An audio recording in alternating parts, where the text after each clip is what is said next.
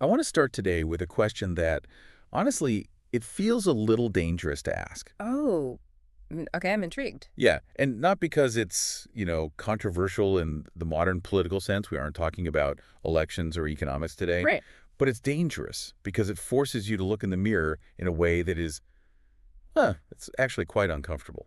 All right, you've got my attention. What is this dangerous question? The question is, what is your operating system? And I don't mean Windows, Linux, or Mac OS. Okay.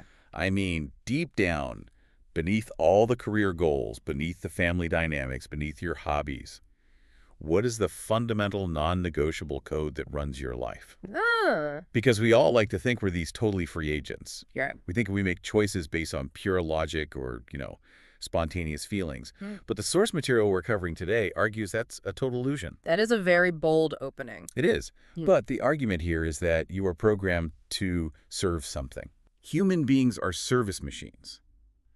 The only actual choice you have, the only real free will you get to exercise, is selecting what that something is. That is a heavy way to open, but you are absolutely right. I mean, it sets the stage perfectly for what we're about to get into. And what are we getting into? We're diving into a text today that deals exclusively with that operating system.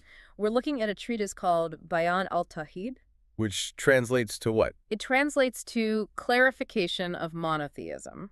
And just to give our listeners some context on the programmer of this text, Yeah. this is written by Sheikh Aziz bin Baz. Right. And for those who might not know the name, Bin Baz was, he was a titan in 20th century Islamic theology. A titan is a good word for it. Yeah, he was the Grand Mufti of Saudi Arabia for a long time. He's a central figure in what's known as the Salafi tradition. So when a figure like that writes a book called Clarification, Exactly. He isn't offering a philosophical suggestion. He isn't saying, here are some cool thoughts I had while hiking. no, it reads much more like a legal contract or a technical manual.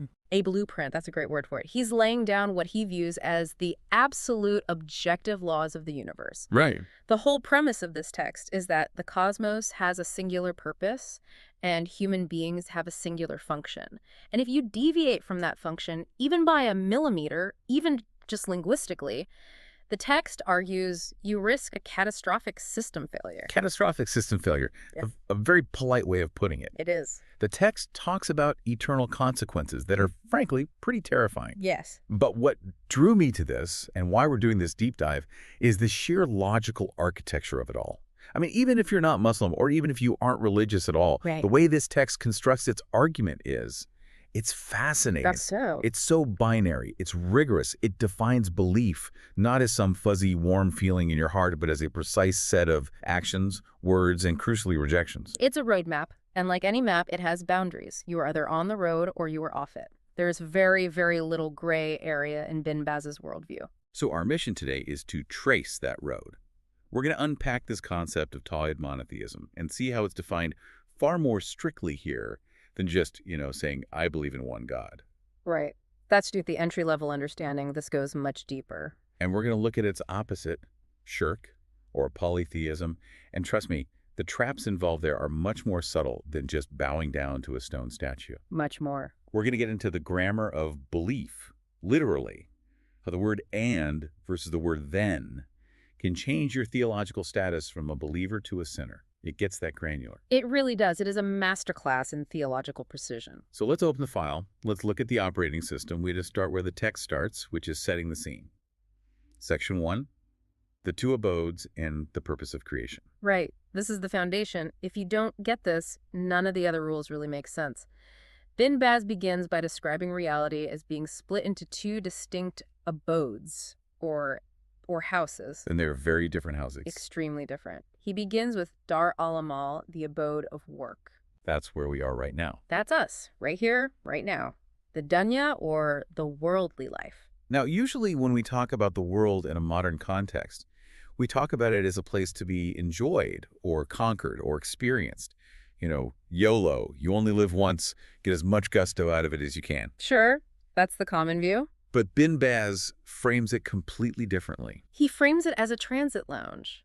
Or, maybe more accurately, a construction site. A construction site. I like that. Yeah, because he describes this world as a place of mixing. That's a key concept in his theology. Mixing. In this abode, good is mixed with evil. Sadness is mixed with joy.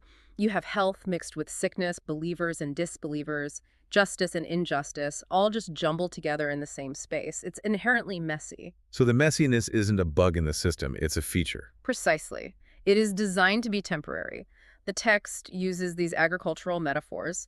This is the season for planting. Just for planting. Right. You don't eat the crops here. You just sweat and plow the field. The payout, the harvest, doesn't happen in this abode at all. Which leads us to the second house, Dar al-Jaza. The abode of recompense. The afterlife. The Akira. Exactly. And the contrast is stark. If the first abode is defined by mixing, the second abode is defined by sorting. The mixing stops. No more jumble. No. The text describes it as a place of absolutes. You have absolute bliss paradise where, youth never fades, clothes never wear out, and death itself dies. And the alternative. Or you have absolute misery hell. Yeah. There's no middle ground, no mixed experience anymore. You are either in the penthouse or the prison.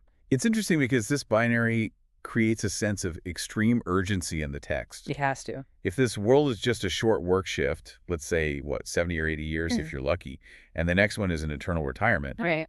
then logically investing all your emotional energy in this world is just a bad trade. It's poor accounting. That's the economic argument of the theology. Why would you build a mansion on a sinking ship? The text pushes you, the listener, to realize that the work done here is the only currency that's valid in the next realm. It's the only thing you can transfer. Exactly. You can't transfer your bank account, your reputation, or your social media followers. You can only transfer your work. So let's talk about the job description. If this is the abode of work, what is the work? Why are we here? This brings us right back to that ultimate existential question you started with. Why is there something rather than nothing? Bin Baz answers it with a specific quote from the Quran. Which is? I did not create the jinn and mankind except to worship me. Okay, I want to pause on that word jinn for a second. Okay. We hear it in pop culture, usually as genies in a lamp, but we need to clarify what the text actually means by that. Sure. And it's important. In Islamic theology, jinn are a separate species of creation. The text treats them as a factual reality. So not metaphors. Not metaphors at all. They're made of smokeless fire. They're unseen to us. They exist in a parallel dimension, essentially. But they share two main traits with humans. And those are? They have free will, and they are accountable to God. They have believers and disbelievers among them. So this manual we're reading, it applies to them too. Okay, so humans and jinn are created for one purpose. Yeah. To worship. Now, I have heard this concept before, and the cynical part of my brain, and I'm sure the cynical part of some listeners' brains, always asks, why? The big why. Yeah. Is God insecure? Does he need a fan club? Why create billions of beings just to tell you how great you are all day? It's the classic question, isn't it? Is this all just some cosmic ego trip? But Bin Baz tackles this head on. He emphasizes a specific attribute of Allah, Al-Ghani. Al-Ghani, meaning what exactly? The self-sufficient, Yeah. the rich, the one who has zero needs. Yeah, zero. Zero. The text is very explicit about this to avoid that exact misunderstanding. It says God did not create the universe to increase his numbers because he was few. He didn't create us to help him against an enemy. He didn't create us because he was lonely and bored. Yeah. If every human and jinn worshipped him perfectly, strictly speaking, it wouldn't increase his majesty by a single atom. And if everyone rebelled and became an atheist, it wouldn't decrease his majesty at all. All right, so if it Catesty, he doesn't need the worship, why demand it? What's the point? The text frames it as a matter of wisdom and honor. It is for our benefit. We are the ones who are designed to need that connection. Think of it like a compass. Right. Does the magnetic North Pole need the compass to point at it? No, the North Pole is just there. It doesn't care about the compass. Exactly. But the compass needs the North Pole. If the compass points east, the compass is broken. It's useless. It has lost its purpose. By worshiping the perfect, we align ourselves with reality. It's about calibration. That is a great analogy. So we're the ones who need the orientation. We're the broken compass. It's the idea. And speaking of orientation, there's a beautiful linguistic point Bin Baz brings up here regarding the word worship ibadah. Oh, I love this part. Yeah, it connects worship to a road. A road. That seems random. It's not. In classical Arabic, the root abdim implies submission or subservience. So if you describe a road that has been walked on by thousands of people, it's been smoothed out, flattened, made easy to travel, Right. you call it a paved road, tariq mu'abbad. Mu'abbad. Same root as ibadah. The exact same root. So a worshiper, ab, is someone who has let the commandments of God tread over them until they are smooth, humble, and submissive. They don't have these bumps of ego or resistance. They are a paved path for the divine will. That is such a vivid image. It takes the idea of worship away from just chanting words or doing rituals and turns it into this structural state of being. You are paved by the law. And that paving is the prerequisite for the next section, because if you accept that your purpose is to be this humble path, you need to know exactly who is walking on that path. Right. You need to know who you're submitting to. And that leads us to the absolute core of the book. Tawhid. Tawhid. We usually translate this as monotheism, one God. That's the standard translation. Conceptually, it seems simple. Most people listening probably think, yeah, I get it. Not Zeus, not Thor, just the one big guy. Next topic. Right. But Bin Baz says, not so fast. Not so fast at all. This is where the deep dive really begins.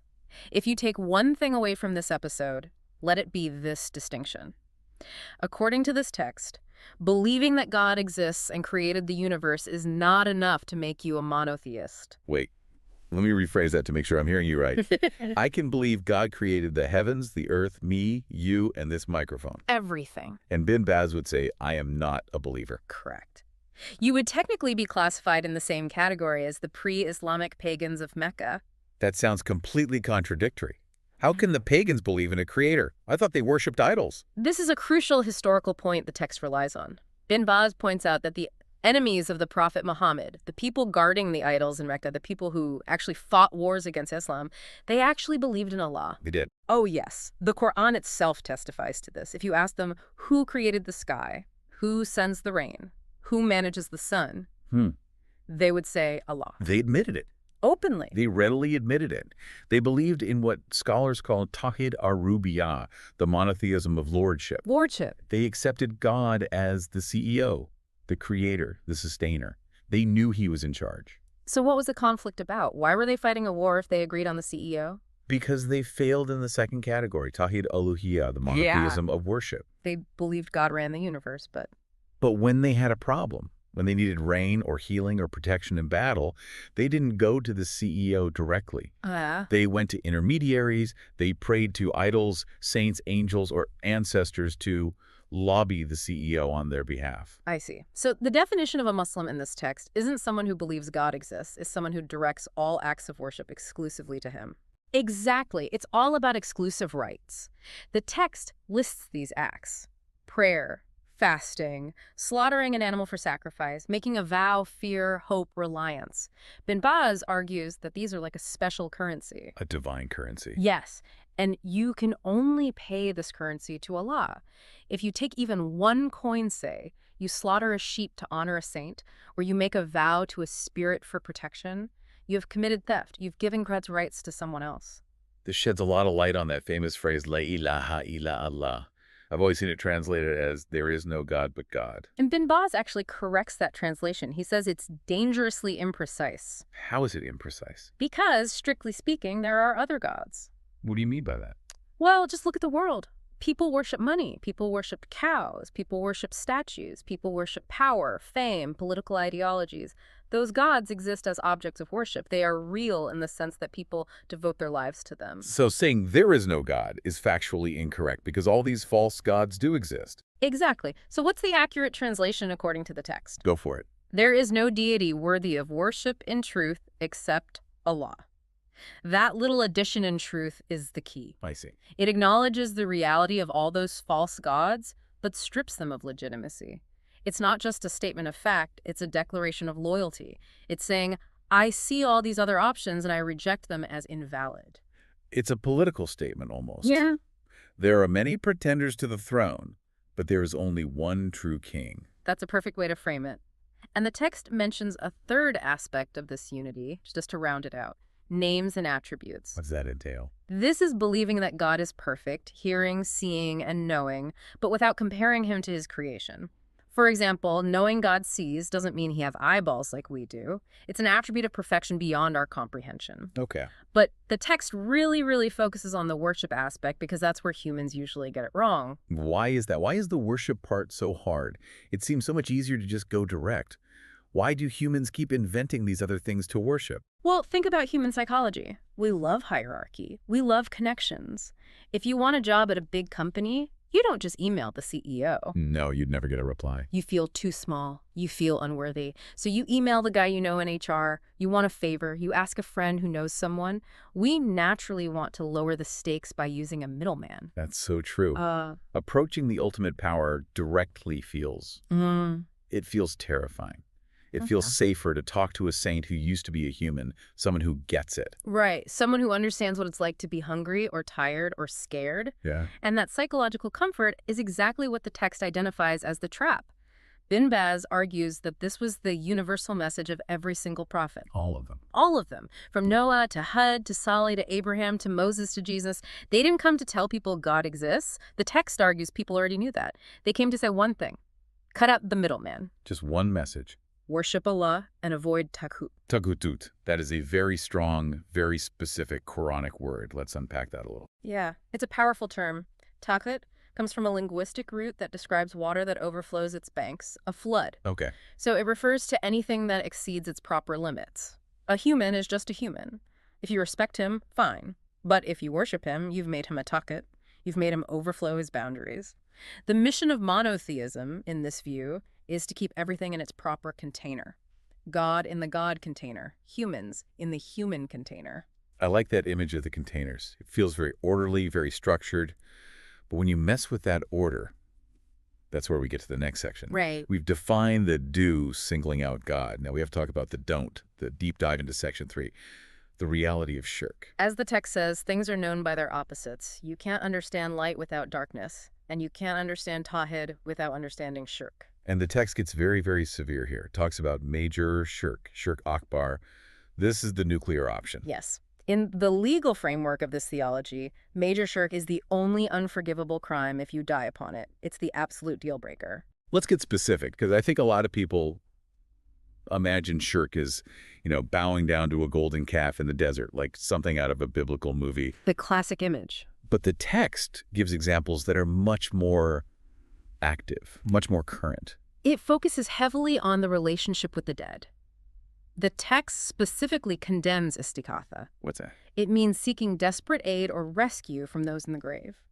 So this isn't just visiting a grave to say rest in peace or leaving some flowers. No, not at all. This is standing at the grave of a saint or a prophet or a holy figure and saying, "Oh, Master, cure my sick child," or "Oh, Holy One, save me from this debt," or "Grant me a promotion." Right.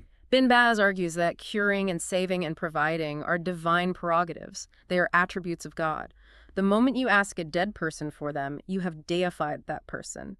You have given them a power that belongs only to the Creator. The text actually names specific locations, doesn't it? It does. And this shows the author's context and his willingness to be direct. He mentions the shrine of al-Badawi in Tanta, Egypt, which is a massive center for pilgrimage. He mentions the shrine of al-Hussein in Cairo. And what does he say about them? He calls the practices there jahiliyyah, pre-Islamic ignorance. He's arguing that people have reverted to the exact same behavior the Prophet Muhammad fought against, just with different names. So instead of the pagan idols Lat and Uzza, it's now Badawi and Hussein. The form has changed, but the function, he argues, is identical. that is an incredibly controversial stance, given how popular those shrines are. I mean, millions of people visit them. Extremely controversial, but Bin Baz is uncompromising on this point. He argues that popularity doesn't equal truth. He doesn't care about the numbers, he cares about the definition. But let's play devil's advocate, or I guess saint's advocate here. Okay. The people at these shrines would say, we know al-Badawi isn't God. We know he didn't create the universe. We're just using him as an intercessor because he is holy and close to God. The classic argument. Yeah, we are sinners, we are dirty, we can't just walk into the throne room. So we ask the friend of the king to take our letter in for us. The intermediary defense. The text spends a lot of time dismantling this. Bin Baz argues that this is exactly word for word the defense used by the pagan Arabs. The exact same defense. The Quran quotes them saying, "We only worship them to bring us closer to Allah." It's the same logic. So the intent I want to get closer to God, doesn't justify the method. No. In this theology, the method matters just as much as the intent. God has established a protocol. Call upon me, I will answer you. Direct line. By insisting on an intermediary, you're effectively saying, God, I don't trust your open door policy. I'm going to use the back door. It implies a flaw in God. It implies God is like a corrupt king who needs lobbying, or that he is unaware of your needs until a VIP tells him. It's seen as an insult to his accessibility, his knowledge, and his mercy. The text quotes the verse, "Judgment belongs solely to Allah." By placing an intermediary effectively in charge of your destiny or believing they have some secret influence, you are associating partners with God in his judgment. And the consequences mentioned for major shirk, they are not light. They are eternal. The text is absolutely clear on this. It states that if one dies in a state of major shirk without repenting, their good deeds are deleted. All of them. Deleted, like wiped from the hard drive. Nullified. Wiped clean. Imagine writing a novel for 50 years, being charitable, kind to your neighbors, honest in business, feeding the poor a lifetime of good, Okay. and then pressing select all and delete right before you die. That is the effect of major shirk according to this text. And in the afterlife. In the afterlife, the text says paradise is forbidden to them. Forgiveness is impossible. It is the one sin God will not forgive after death. It really, really raises the stakes. It shifts religion from being a nice person to adhering to a strict protocol. You could be the nicest person in the world, but if you pray to a saint for help, according to this text, you failed the entire test. That's the hard pill to swallow in this text. It prioritizes the rights of God over the rights of humans. You can be good to humans, but if you violate the rights of God, specifically his right to exclusive worship, the whole system crashes. Okay, that's major shirk. That's the obvious stuff. In a way, praying to the dead, idols, and so on. But then the text moves on to something that I found much more unnerving. Section 4, minor shirk. Sure, Asgar, yes. This is where the text starts looking at the psychology of the believer with a microscope. And it's called minor, but it's not minor at all. Minor shirk doesn't kick you out of Islam. You're still technically a Muslim. But it's described as a massive sin, worse than theft, worse than adultery, worse than drinking alcohol. wait, worse than adultery. But it's called minor. Minor, only in comparison to the major one that sends you to hell forever. It's minor. Like a heart attack is minor compared to decapitation. It's still life-threatening to your spiritual health. Okay, that's a good way to put it. So what falls into this category? What are these subtle traps? The first one is probably the most relatable for everyone. It's called Riyah, showing off. Religious virtue signaling. Doing it for the gram. Exactly. It's when you perform an act of worship like prayer or charity, not just for God, but because you want people to see you. You want them to say, wow, look how pious he is. You want the social credit. I think everyone has felt that twinge. You're praying or you're donating money and someone walks into the room and suddenly your posture gets a little straighter. Yes. You hold the bow a little longer. You make sure they see you writing the check. That's it. That is the poison. Bin Baz warns that this nullifies the reward of that specific act. Just the one act. Right. It doesn't wipe your whole hard drive like major shirk, but it corrupts the specific file you're working on. If you prayed to impress your boss, that prayer is worth 0 in the afterlife. It's rejected. It turns the worship into a performance. You're not worshiping God. You're worshiping the audience's opinion. That's why the Prophet Muhammad is reported to have called it the hidden shirk. He said it is more subtle than the footsteps of a black ant on a black stone in a dark night. That is an impossibly high standard of purity. It demands you constantly audit your own heart. Why am I doing this? Who is this for? It demands total sincerity. But then the text shifts from the heart to the tongue, and this blew my mind. Linguistic shirk. Yes, the grammar rules. Felt like I was back in English class, but with much higher stakes. The text is very strict about oaths. In many cultures, and in English too, we swear by things we value. I swear on my mother's life, I swear on my honor, by the Prophet. I hear that every day. I swear to God, or I swear on my dad's grave. It's just a figure of speech. According to this text, it's not. Bin Baz categorizes swearing by anything other than Allah as minor shirk. But why? What's the logic there? Because an oath is an act of glorification. When you swear by something, you are invoking it as a witness and a guarantor of truth. You are elevating it to a very high status. Oh, okay. The text argues that this level of glorification belongs only to the Creator. To swear by a created being, even the prophet, even the Kaaba, is to elevate a creation to a divine status of honor that it doesn't deserve. So you can only say, by Allah, or by God. Or keep silent. Those are the options presented. It forces you to watch your mouth with incredible precision. And then there's the grammatical rule that really felt like a logic puzzle, the and versus then rule. This is fascinating, isn't it? The text cites a hadith where a man came to the prophet and said, what Allah willed and what you willed. It sounds respectful, right? He's acknowledging God and the messenger. It sounds polite, like saying, this success is due to God and my coach, or this podcast is thanks to the listeners and the producer. Yeah. The prophet stopped him immediately. He said, have you made me a partner with Allah? Say, what Allah willed alone. Wow. Just shut him down. Or, as the text clarifies based on other narrations, you are allowed to say, what Allah willed, then what you willed. One word, and, becomes then. Why does that one word matter so much? Because and implies equality and partnership. God and John. They are side by side in the sentence. It implies they are co-partners in causation. Ooh, okay. But then, thumma, in Arabic, implies sequence and hierarchy. It means God willed it first, and subservient to that, and only because of that, John willed it. It preserves the chain of command. God is first, the cause is secondary. Exactly. It forces your language to reflect the theological reality that human will is always secondary and subservient to the divine will. It prevents you from accidentally elevating human effort to the same level as divine decree. It's incredible how much weight this text puts on words. We usually think, sticks and stones may break my bones, but words are just wind. In this theology, words can be your undoing.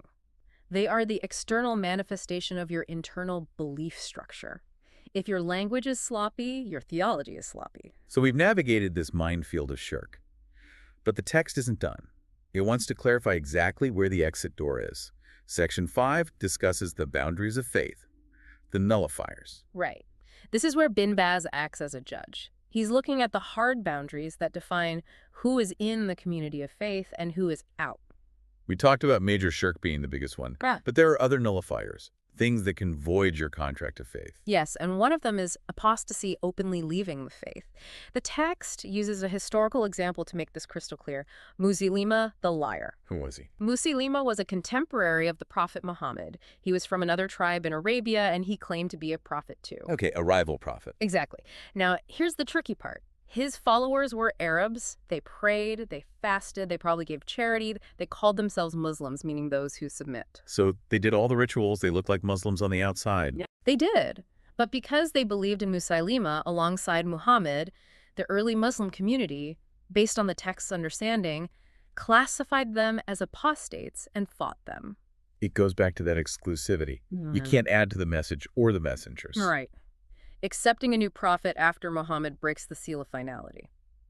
But there's another nullifier the text mentions that is much more relevant to modern listeners: mockery. This one felt very, very strict. The text says that mocking any part of the religion God, the messenger, the Quran, the rewards of paradise, the punishments of hell constitutes kufr or disbelief. Even if it's just a joke, I was just being sarcastic. It's just dark humor.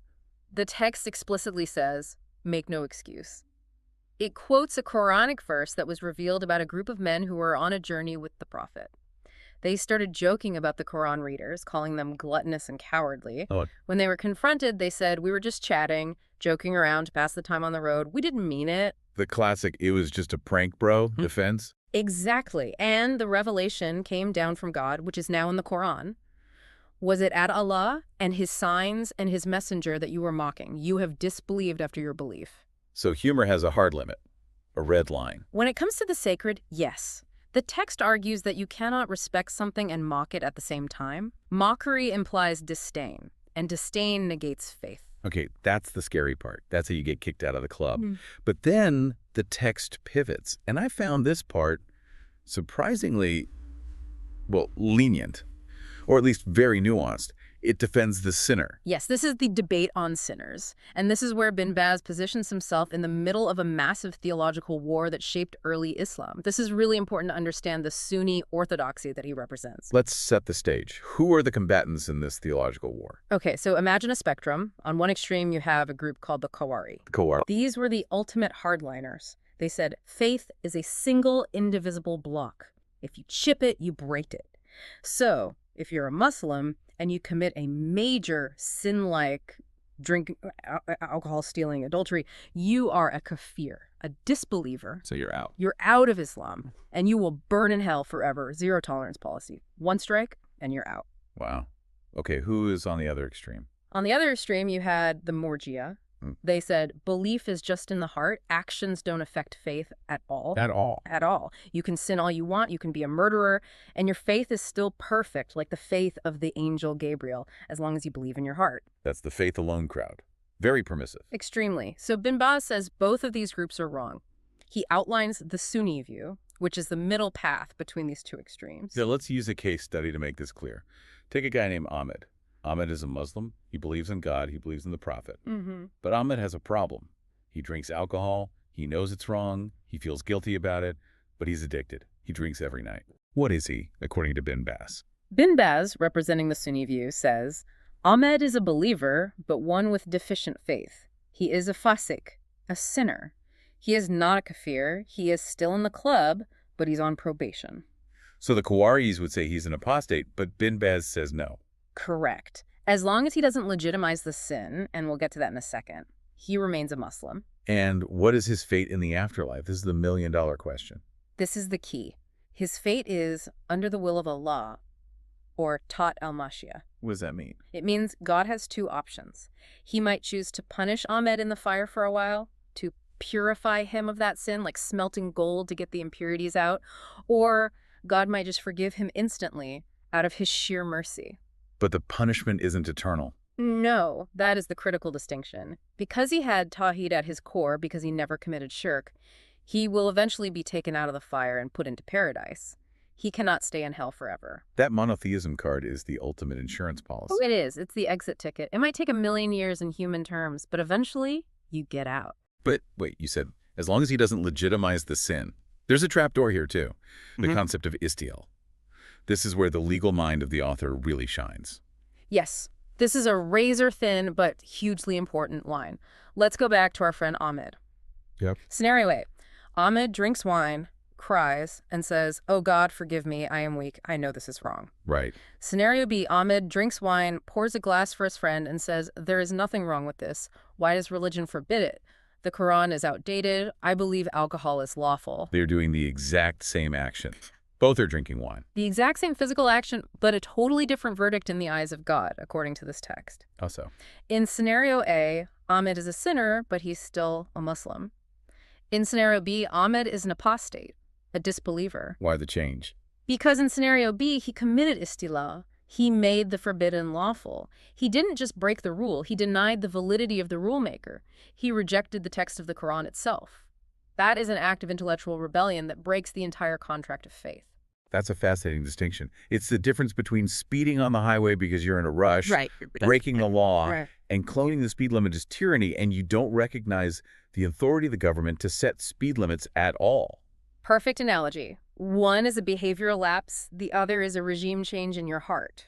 So we've laid out a world that is incredibly dangerous.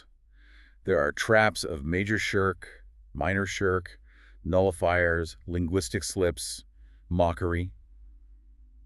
It feels like walking through a minefield blindfolded. It does. And Bin Baz recognizes that. He knows that if you just leave people to their own devices, they will drift into error. Humans are forgetful.